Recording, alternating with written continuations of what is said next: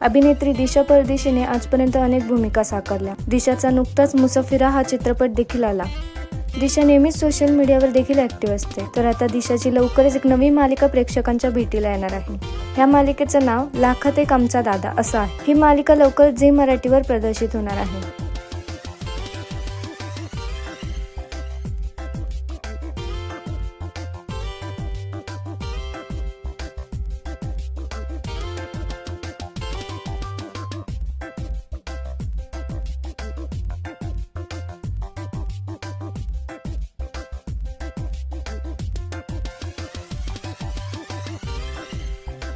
या मालिकेमध्ये दिशाबरोबरच नितीश चव्हाण, कोमल मोरे, ईशा संजय, समृद्धी साळवी, जुई तनपुरे हे कलाकार देखील या मालिकेमध्ये झळकणार आहेत।